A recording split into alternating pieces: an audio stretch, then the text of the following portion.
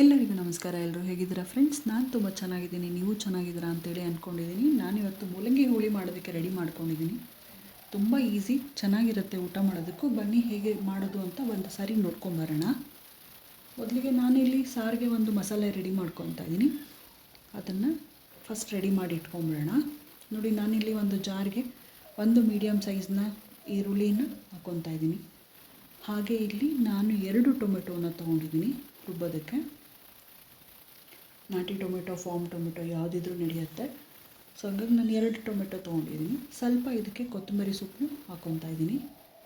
ಸ್ವಲ್ಪ ಹಾಕ್ಕೊಂಡ್ರೆ ರುಚಿಯಾಗಿರುತ್ತೆ. ಮತ್ತು ಇನ್ನೊಂದು, ಈ ಮೂಲಂಗಿ ಸಾರಿಗೆ ಮೂಲಂಗಿ ಸ್ವಲ್ಪ ಖಾರ ಇರುತ್ತೆ. ಹಾಗಾಗಿ ನಾನು ಇಲ್ಲಿಗೆ ಸಾರಿನ ಪುಡಿ, ಅಂದರೆ ನಾವೇನು ಬೇಳೆ ಸಾರು ಪುಡಿ ಉಪಯೋಗಿಸ್ತೀವಲ್ಲ, ಅದು ನಾನಿಲ್ಲಿ 2 ಸ್ಪೂನಷ್ಟು ಹಾಕ್ಕೊಂಡಿದ್ದೀನಿ.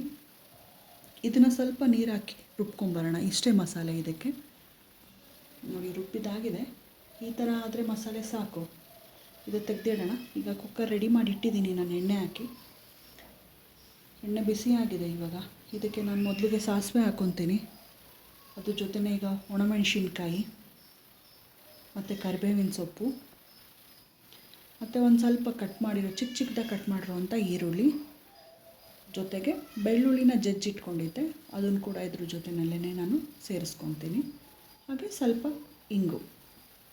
ಎಲ್ಲ ಅಡುಗೆಗೂ ಇಂಗು ಬಳಸೋದ್ರಿಂದ ಆರೋಗ್ಯಕ್ಕೆ ಜೀರ್ಣ ಚೆನ್ನಾಗಾಗುತ್ತೆ. ಸೊ ಹಂಗಾಗಿ ಇಂಗು ಇದಿಷ್ಟು ಸ್ವಲ್ಪ ಫ್ರೈ ಮಾಡ್ಕೊಳ್ಳೋಣ. ಇದನ್ನು ಈರುಳ್ಳಿ ಬೆಳ್ಳುಳ್ಳಿ ಎಲ್ಲ ಹಾಕಿರೋದ್ರಿಂದ ಒಳ್ಳೆ ಘಮ ಬರಬೇಕು ಅಂದರೆ ಒಂದು ಸ್ವಲ್ಪ ಸಿಮ್ಮಲ್ಲಿ ಇಟ್ಕೊಂಡು ಇದನ್ನು ಹುರಿಬೇಕಾಗತ್ತೆ. ಒಗ್ಗರಣೆ ಆವಾಗ ಘಮ್ ಅಂತ ಬರುತ್ತೆ, ಸಾರು ಕೂಡ ಒಳ್ಳೆ ಟೇಸ್ಟ್ ಇರುತ್ತೆ. 1 ನಿಮಿಷನಾದರೂ ನಾವು ಇದನ್ನು ಹುರ್ಕೋಬೇಕಾಗತ್ತೆ. ಚೆನ್ನಾಗಾಗುತ್ತೆ ಹುರಿಯೋದ್ರಿಂದ. ನೋಡಿ, ಇವಾಗ ಇಷ್ಟ ಆಗಿರೋದು ಸಾಕಾಗುತ್ತೆ. ನಾನು ಇವಾಗ ಮೂಲಂಗಿನ ರೌಂಡಾಗಿ ಕಟ್ ಮಾಡಿ ಇಟ್ಕೊಂಡಿದ್ದೀನಿ. ಈಗ ಹುರಿದಿರೋದು ಇಷ್ಟು ಸಾಕಾಗುತ್ತೆ. ನೋಡಿ, ಇವಾಗ ಮೂಲಂಗಿ ಹಾಕ್ಕೊಳ್ಳೋಣ. ಇದನ್ನು ನಾನು ರೌಂಡಾಗಿ ಕಟ್ ಮಾಡಿ ಇಟ್ಕೊಂಡಿದ್ದೆ. ಆ ಮೂಲಂಗಿನ ಇದ್ರ ಜೊತೆ ಸೇರಿಸ್ಕೊತೀನಿ. ಇದನ್ನೊಂದು ನಿಮಿಷ ಅದಕ್ಕೆ ಮಿಕ್ಸ್ ಮಾಡ್ಕೊಳ್ಳೋಣ. ಒಗ್ಗರಣೆ ಹಾಕಿರೋವಂಥದ್ದನ್ನೆಲ್ಲ ಇದಕ್ಕೆ ಮಿಕ್ಸ್ ಆದರೆ ಸಾಕಾಗತ್ತೆ. ಮತ್ತು ಇನ್ನೊಂದೇನೆಂದರೆ, ನಾನು ಸಪ್ರೇಟ್ ಬೇಯಿಸಿ ಇಟ್ಕೊಂಡಿದ್ದೀನಿ. ಅದನ್ನು ಇದ್ರ ಜೊತೆ ಸೇರಿಸ್ಕೊತೀನಿ. ಮೊದಲಿಗೆ ಖಾರ ಸೇರಿಸ್ಕೊಂಬಿಡೋಣ.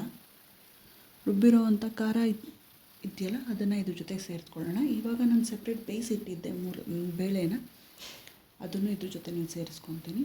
ಹಾಗೆ ಜಾರ್ ತೊಳೆದಂಥ ನೀರು ಕೂಡ ಇದಕ್ಕೆ ನಾನು ಸೇರಿಸ್ಕೊತೀನಿ. ಒಂದು ಸರಿ ಎಲ್ಲ ಮಿಕ್ಸ್ ಮಾಡ್ಕೊಳ್ಳೋಣ. ಮಸಾಲೆ ಮತ್ತು ಬೇಳೆ ನೀರೆಲ್ಲ ಆಗಿದೆ.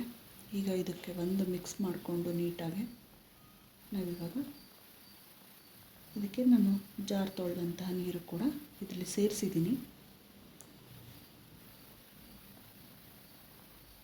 ನೀವು ತಳ ನೋಡಿಕೊಂಡು ನೀರು ಹಾಕ್ಕೋಬೇಕಾಗತ್ತೆ. ಇವಾಗ ನಾನು ಇದಕ್ಕೆ ಉಪ್ಪು ಕೂಡ ಸೇರಿಸ್ಕೊತೀನಿ. ಸೊ ಇಷ್ಟೇ, ಬೇಗ ಆಗುತ್ತೆ ಮಾಡೋವಂಥದ್ದು. ಈಗೆಲ್ಲ ಖಾರ, ನೀರು, ಉಪ್ಪು ಎಲ್ಲ ಹಾಕಿರೋದ್ರಿಂದ ಮಿಕ್ಸ್ ಮಾಡಿ ನಾನು ಇದನ್ನು 1 ವಿಷಲ್ ಕೂಗಿಸ್ಕೊತೀನಿ. ನೋಡಿದ್ರಲ್ಲ ಫ್ರೆಂಡ್ಸ್, ಇಷ್ಟೇ. ತುಂಬ ಸಿಂಪಲ್ಲಾಗೆ ಬೇಗ ಮಾಡ್ಕೊಳ್ಳೋ ಅಂಥ ಮೂಲಂಗಿ ಸಾರು. ನೀವು ಮನೆಯಲ್ಲಿ ಒಂದು ಸಾರಿ ಟ್ರೈ ಮಾಡಿ. ತೆಂಗಿನಕಾಯಿ ಬಳಸ್ದಲೇ ನಾನು ಮಾಡಿರೋದ್ರಿಂದ ಎಲ್ಲರಿಗೂ ಇಷ್ಟ ಆಗುತ್ತೆ ಅಂದ್ಕೊತೀನಿ. ಸೊ ಯಾರೆಲ್ಲ ಫಸ್ಟ್ ಟೈಮ್ ನನ್ನ ಚಾನಲ್ ನೋಡ್ಕೊತಾ ಇದ್ದೀರೋ ಅವ್ರು ಸಬ್ಸ್ಕ್ರೈಬ್ ಮಾಡ್ಕೊಳ್ದಲೇ ನೋಡೋದನ್ನು ಮರಿಬೇಡಿ. ಫ್ಯಾಮಿಲಿ ಫ್ರೆಂಡ್ಸ್ಗೂ ಶೇರ್ ಮಾಡಿ. ಹಾಗೆ ಲೈಕ್ ಕೊಡೋದನ್ನು ಮರಿಬೇಡಿ. ಸೊ ನೋಡಿ ಫ್ರೆಂಡ್ಸ್, ಸಾರು ಆಗಿದೆ, ಚೆನ್ನಾಗೂ ಬೆಂದಿದೆ, ಒಳ್ಳೆ ಪರಿಮಳನೂ ಬರ್ತಾ ಇದೆ. ಮುದ್ದೆಗೆ, ಅನ್ನಕ್ಕೆಲ್ಲ ಚೆನ್ನಾಗಿರುತ್ತೆ. ಸೊ ನೋಡಿದ್ರಲ್ಲ, ಯಾರೆಲ್ಲ ನನ್ನ ವಿಡಿಯೋ ನೋಡಿದ್ರು ಅವ್ರಿಗೆಲ್ಲ ತುಂಬ ಹೃದಯದ ಧನ್ಯವಾದಗಳು ಫ್ರೆಂಡ್ಸ್.